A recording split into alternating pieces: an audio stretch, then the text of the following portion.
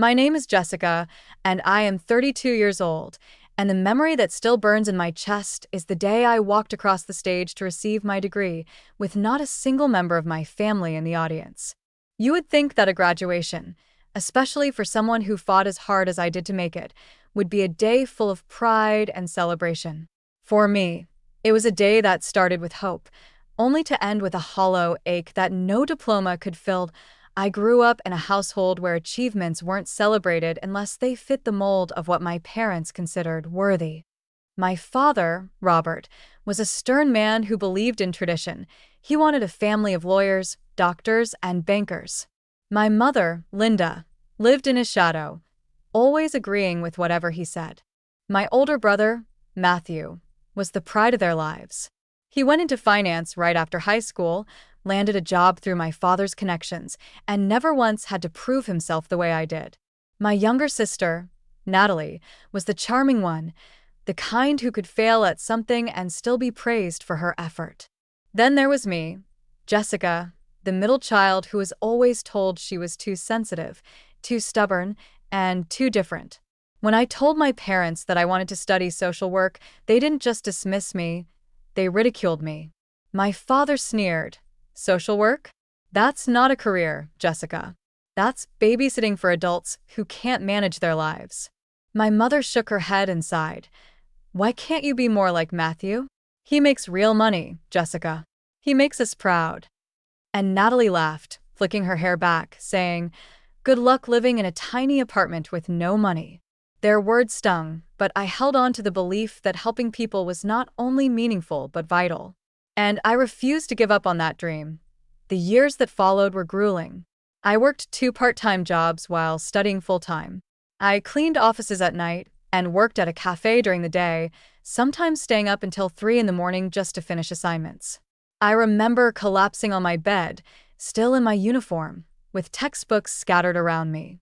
There were nights I cried myself to sleep, wondering if maybe my parents were right.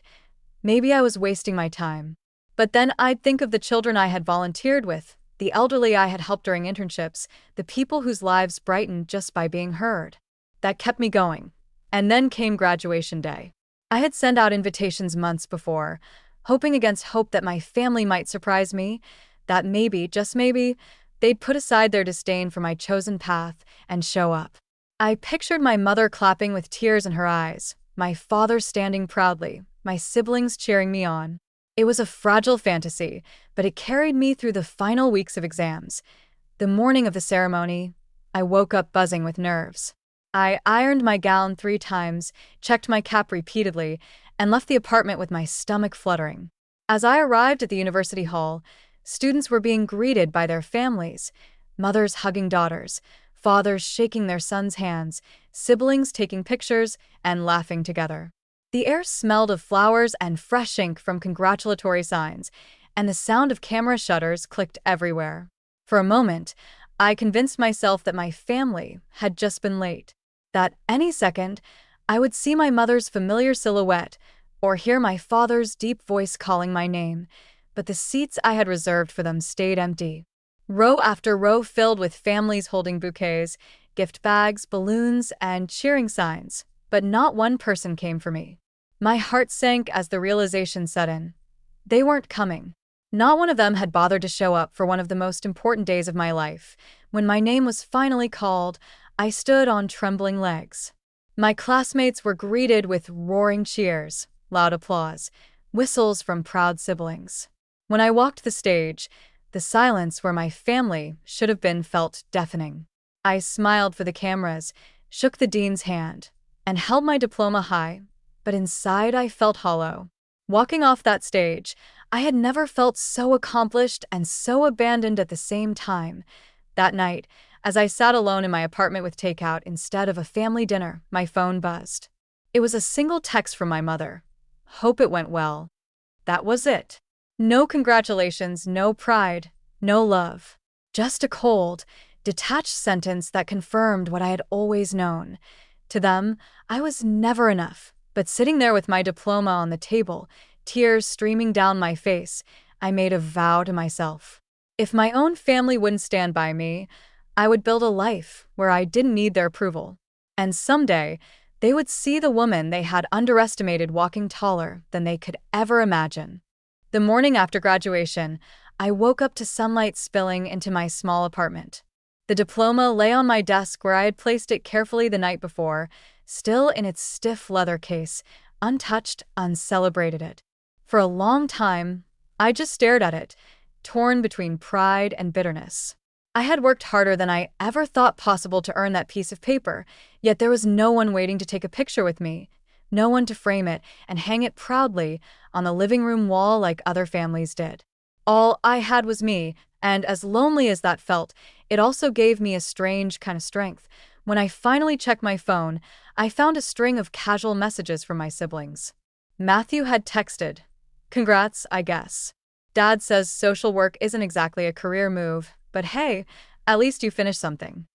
Natalie wrote, "Sorry I couldn't make it, Jess. I had a spa day booked, and it was non-refundable. Hope you had fun." I stared at the screen, rage boiling inside me. They couldn't even pretend to care. They couldn't even lie convincingly. My father hadn't bothered to call, and my mother's cold text from the night before remained the only acknowledgement from her. It was like they wanted me to remember, forever, that in their eyes I would never be worthy of real celebration. I did what I had always done. I went back to work. I pulled on my cafe uniform, tied my hair back, and forced a smile as I served cappuccinos and muffins to strangers. A few of my regular customers noticed the tired lines around my eyes. One, a sweet older man named Howard, asked me why I looked so down. When I told him I had just graduated, his eyes lit up and he clapped his hands. "That's wonderful, Jessica. You should be proud." He said it so sincerely that tears welled in my eyes. It was absurd. This man, a stranger I had only known from his daily black coffee order, showed me more genuine pride than my own parents ever had. As the weeks passed, I buried myself in applications for social work positions. It wasn't glamorous. Most agencies were underfunded, overwhelmed, and hesitant to hire someone with little field experience. But I kept pushing, kept sending resumes, kept calling. Finally, a small nonprofit downtown offered me a chance, an entry-level caseworker position helping foster youth transition into independent living. The salary was modest, barely enough to cover my rent and groceries, but when the director, a kind woman named Marlene, shook my hand and said, "Welcome aboard," I felt something I hadn't in a long time: belonging. The job was exhausting. I spent my days shuttling between court hearings, group homes, and cluttered offices. I listened to teenagers tell me about abuse, abandonment, and nights spent on the street.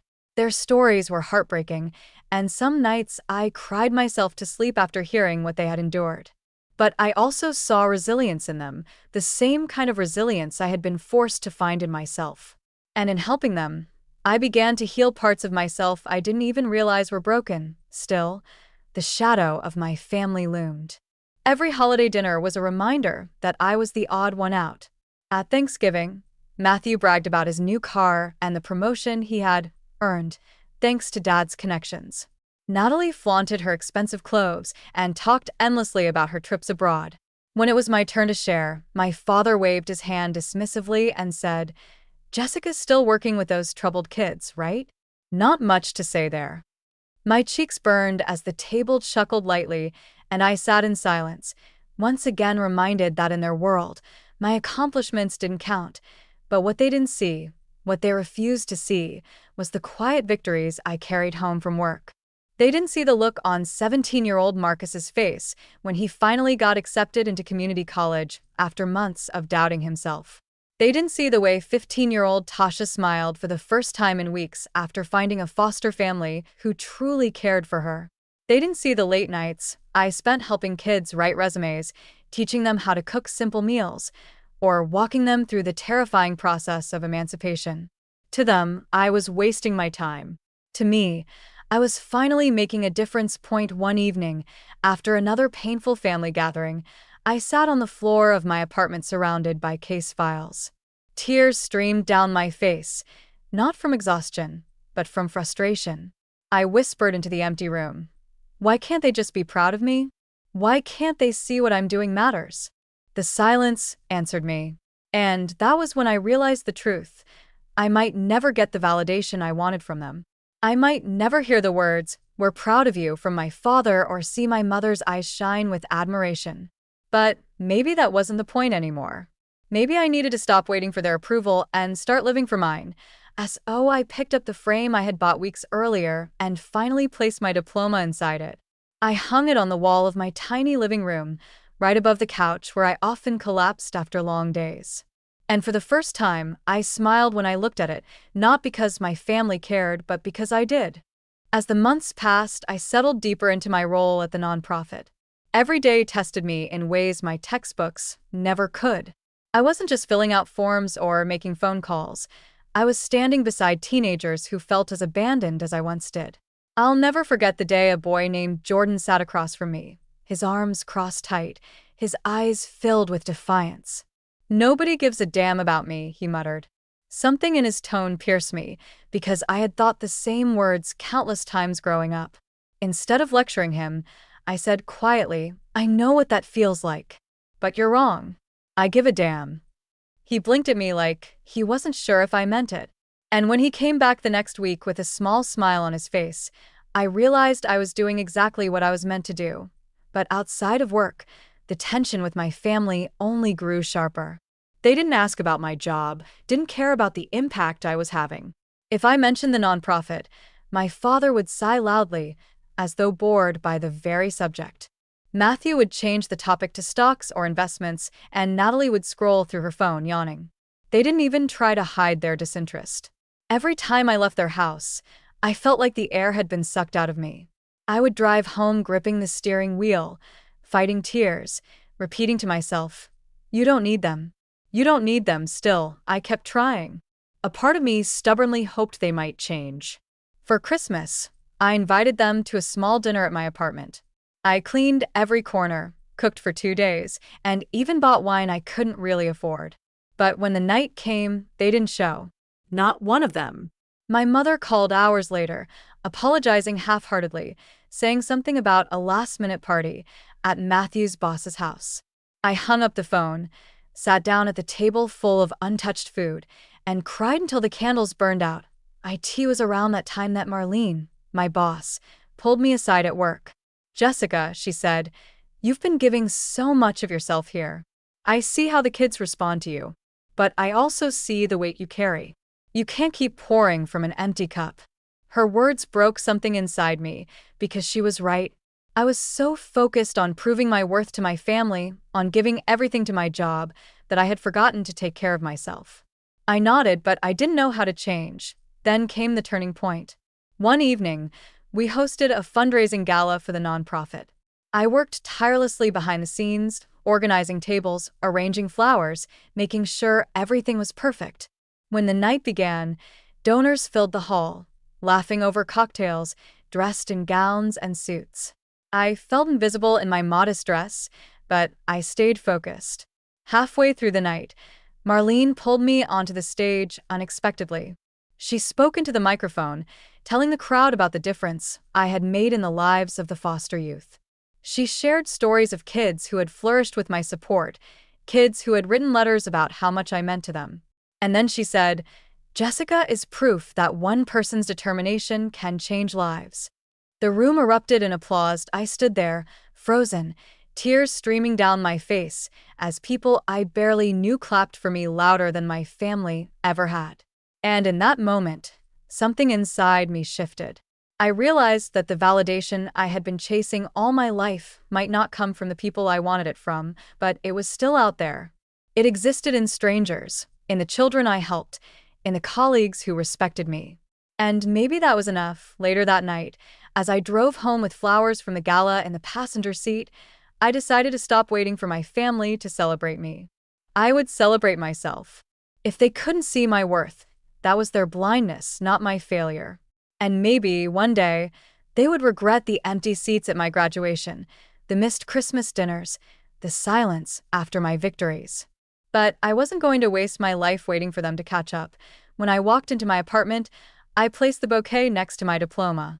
I sat on the couch, exhausted but strangely at peace. For the first time in years, I whispered to myself, I am proud of me. And I meant it. In the months that followed, I clung to that new sense of pride like a lifeline.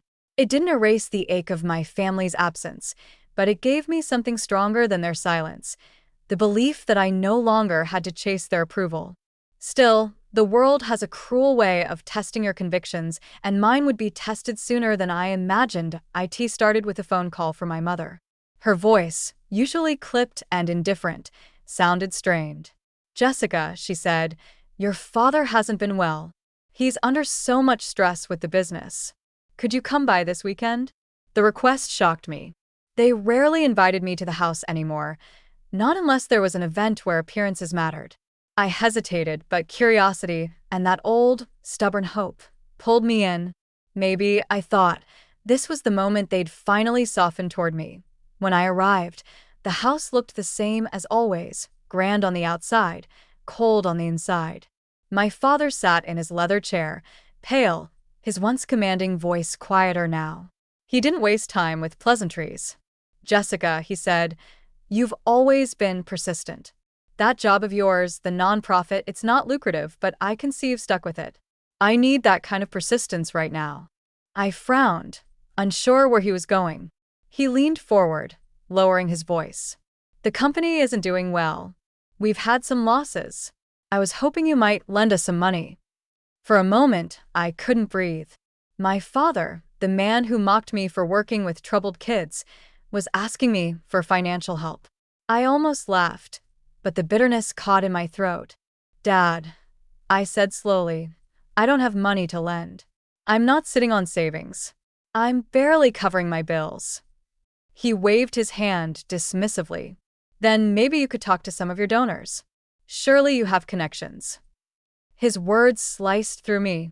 He didn't care about my work, not really. He cared about what I could extract from it for him. That I stood there, shaking. "Do you even hear yourself? You couldn't be bothered to show up at my graduation. You've never asked about my job unless it was to mock me. And now you want me to use the little respect I've built to fix your mistakes." My voice cracked, but I didn't stop. "Do you know what it was like to walk that stage alone, Dad? To look out at the crowd and see everyone else's families cheering while my seats stayed empty? Do you know what it's like to work 2 jobs just to prove you were wrong about me? And still, you refuse to see me." My mother tried to intervene, her voice soothing. "Jessica, please, this isn't the time to bring up the past." But I cut her off. "It's always the time. Because the past is why I can't do this. You taught me that I was never enough. And now that you're the ones drowning, you expect me to save you. I won't. I can't." The room went silent. My father's face darkened, his pride stung, but he said nothing more. My mother's eyes welled with tears, though whether from shame or anger, I couldn't tell. I left the house trembling, the weight of years of silence and neglect pressing down on me, but also, somehow, feeling lighter. For the first time, I had stood up to them fully, without apology. That night, I sat in my apartment replaying the conversation. A part of me grieved, not just for the fractured relationship, but for the little girl inside me who still longed for her father's approval. She would never get it. And maybe that had to be okay. The next morning, I walked into the nonprofit office and was greeted by laughter from the kids. One of them, a girl named Sophia, ran up to show me her report card, her face glowing with pride. "Look, I passed everything this semester," she said. I hugged her tight, my heart swelling. In that moment, I understood something powerful. I might not have a family who showed up for me, but I had built one here. These kids, these colleagues, these strangers turned supporters, they were my people. And maybe, just maybe, that was enough. After that confrontation at my parents' house, weeks passed with barely a word from them. The silence didn't surprise me, but it still left a hollow ache in my chest. I tried to fill it with work, pouring myself into every case, every child who needed someone in their corner. But at night, when the apartment was quiet and my diploma stared back at me from the wall, I couldn't help but wonder if I had made the right choice. Standing up to them felt empowering, yet the loneliness that followed was unbearable sometimes. One Friday evening, after an especially draining day, I found myself at a small bar near the office with some coworkers. Marlene insisted we needed to unwind, so I agreed. As the music hummed softly in the background, I listened to their stories, laughed a little, and for the first time in a while, I felt almost normal. That's when a young caseworker named Daniel, no relation to my brother, asked me quietly, "Why don't you ever talk about your family?" His question caught me off guard. I smiled tightly and said, "Because there's not much to say. They don't really show up for me." He studied me for a moment before replying, "Then stop waiting for them. Some people will never show up, no matter how much you deserve it." His words stayed with me long after I left. The following week, I had a breakthrough with Jordan, the defiant teenager who once told me no one cared. He came into my office with a small notebook in hand and said, "I've been writing down goals, like you suggested. I want to try for a GED." My heart nearly burst with pride. I reached across the desk, squeezed his hand, and told him, "That's incredible, Jordan. I'm proud of you." As he smiled shyly, I realized how powerful those words were, the very words I had always craved from my own parents. And in giving them to someone else, I healed a small part of myself, but life has a way of reopening wounds when you least expect it. One Sunday, I received a text from Natalie. "Hey Jess, can we talk? Things are a mess." Against my better judgment, I agreed to meet her at a cafe. She arrived late, as always, dressed in expensive clothes that only highlighted how different our worlds had become. But her face looked weary, her usual arrogance dimmed. "My marriage is falling apart," she admitted quietly. "I thought I had everything, Jess, money, status, security. But I'm miserable. And you seem happy." Her eyes filled with tears, and for a moment, I didn't see the sister who used to laugh at me. I saw a broken woman desperate for comfort. I listened, offered her kindness, even though part of me still ached from her cruelty over the years. When she left, she hugged me tighter than she ever had before and whispered, "You're stronger than I ever gave you credit for." Those words stayed with me. Maybe, just maybe, the walls between us weren't entirely unbreakable. Later that night, as I walked home beneath the streetlights, I thought about my family in a new way. Maybe they would never fully understand me. Maybe my father would never apologize, my mother would never openly show pride, and Matthew would never treat me as an equal. But perhaps, in small cracks, there was room for truth to seep through, like Natalie admitting her envy, like the brief honesty in my father's tired eyes. I couldn't count on it, I couldn't build my worth on it, but I could recognize it when it came. Back at my apartment, I looked around at the little life I had built. The worn couch, the stacks of case files, the diploma on the wall, the photo of me surrounded by the kids from the nonprofit. It wasn't glamorous. It wasn't what my parents would ever boast about at dinner parties. But it was mine. Every inch of it was earned through nights of exhaustion, tears, resilience, and determination, and in that quiet moment, I realized something profound. My family may have failed me, but I had not failed myself. Spring arrived with warm winds and the first blossoms along the city streets, but inside me, storms still churned. Work at the nonprofit grew heavier. Our caseloads doubled, and the stories I carried home weighed more than ever. There were days I sat in my car in the parking lot, gripping the steering wheel, trying to summon the strength to walk inside. And yet, every time I saw those kids waiting, hope flickering behind eyes that had seen too much, I found the strength I didn't know I had. One afternoon, Marlene called me into her office. I thought she might be concerned about my exhaustion, but instead she said, "Jessica, you've been chosen for a recognition award at the state level. They want you to attend a ceremony next month." My heart skipped a beat. Me? Recognized by the state for my work? For a moment, I felt like that girl on graduation day again, except this time, someone was clapping for me. When I told my family, the responses were predictable. My father barely grunted. Matthew joked, "Do they even give out awards for social work? Guess they'll hand them to anyone." Natalie muttered something about being busy. My mother's text came hours later. "Good for you." Nothing more. I didn't know why I expected different, but a part of me had hoped this recognition would force them to see me. Instead, their indifference only carved the wound deeper. The night of the award ceremony, I stood in the grand hall, surrounded by colleagues, mentors, and strangers who believed in the power of social work. When they called my name, applause filled the room, and as I walked onto the stage, I felt a wave of déjà vu. The polished wood beneath my feet, the bright lights, the audience watching, it all mirrored graduation day. But this time, the difference was stark. I wasn't walking the stage alone in silence. Hundreds of voices rose for me, people who knew the worth of what I had given. My chest ached with both pride and sorrow. Pride because I had made it this far. Sorrow because my own family had chosen not to see it. After the ceremony, strangers shook my hand, colleagues hugged me, and Marlene whispered, "See? This is who you are. This is what they can never take away." Driving home with the plaque in the passenger seat, I cried, not from sadness alone, but from release. I no longer needed to imagine my parents in the crowd. The applause I had received was enough, and maybe, finally, I could let go of the hope that had chained me for so long. Still, fate has a way of testing even the strongest resolve. 2 weeks later, my father landed in the hospital with chest pains. I rushed there, not because of duty, but because beneath all the anger, he was still my father. Sitting at his bedside, watching the once powerful man hooked to machines, I felt a strange mix of grief and resentment.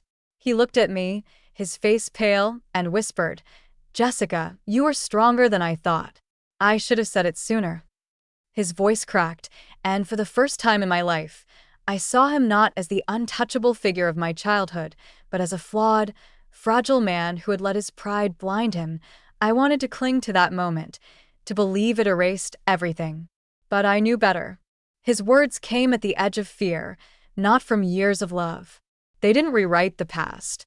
Still, they mattered. I nodded softly and said, "I know." That night, as I left the hospital, I thought about the arc of my life, from that empty row of seats at graduation to this quiet acknowledgement in a sterile room. Maybe my family would never give me the love I deserved in the way I wanted. Maybe I would always carry that scar. But I had built something beyond them. I had carved a path that belonged only to me, lined with victories, resilience, and people whose applause had been real. And with that realization, the little girl who once walked the stage alone finally felt less alone. The weeks after my father's hospitalization brought a strange quiet between us. He recovered slowly, and though he never fully changed, there was a softness in his tone that hadn't been there before. Still, I didn't fool myself into believing my family had suddenly become the cheering section I once longed for. Matthew continued his life of arrogance. Natalie drifted in and out with her own troubles, and my mother stayed as passive as ever. The truth was simple. They would never be the family I wanted them to be. And for the first time, I accepted that without bitterness. One Saturday morning, I stood in my apartment staring at the wall where my diploma still hung, now joined by the award plaque from the state ceremony. Two simple objects, side by side, but together they told the story of a woman who had walked the hardest path alone and still managed to stand tall. I thought about that day years ago when I crossed the graduation stage in silence, and how that silence had once felt like a wound that would never heal. Now I saw it differently. That silence had been the fire that forced me to build my own voice, my own applause. Life at the nonprofit only grew busier. Jordan got his GED and started community college. Sophia thrived in her foster home. New kids came in, broken and guarded, and I poured my heart into helping them believe they were more than the stories they had been told. Every smile, every small victory, every whispered thank you reminded me that family isn't always defined by blood. It's defined by the people who show up, the ones who stand beside you when the seats are empty. And slowly, I built a circle of people who did just that. Coworkers who became friends. Mentors who became like parents. Kids who grew into young adults and came back to tell me, "You changed my life." They clapped for me louder than my family ever could, and in their voices, I found the strength I had been chasing all along. Still, there were nights I lay in bed and let the tears come. Not because I felt weak, but because grief doesn't vanish. It lingers, even when you've grown stronger. I grieved the birthdays ignored, the empty Christmas table, the rows of chairs at graduation that should have been filled with the people who claimed to love me. But then I would remember the applause at the gala, the kids' laughter in the halls, the warmth of Eleanor, the retired teacher who once reminded me not to let anyone dim my light. And I would smile through the tears, knowing I hadn't walked this journey in vain.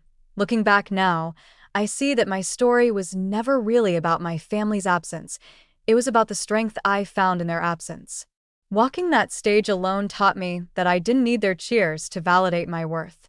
Every step I've taken since has proven that to myself, again and again. And to those of you listening to my story now, I want to thank you. Thank you for staying with me through the painful parts, the lonely parts, and the moments of triumph. If you've ever felt like you were walking the stage alone, know this. You are not defined by who doesn't show up for you. You are defined by the courage you carry forward, the life you build despite it all. So please, remember to clap for yourself when nobody else does. Celebrate your victories, even the small ones. And if my story touched you, I would be grateful if you subscribed and left a like. It helps me keep sharing these pieces of life, not just mine, but reflections of what so many of us endure. Because sometimes telling the story is how we finally heal.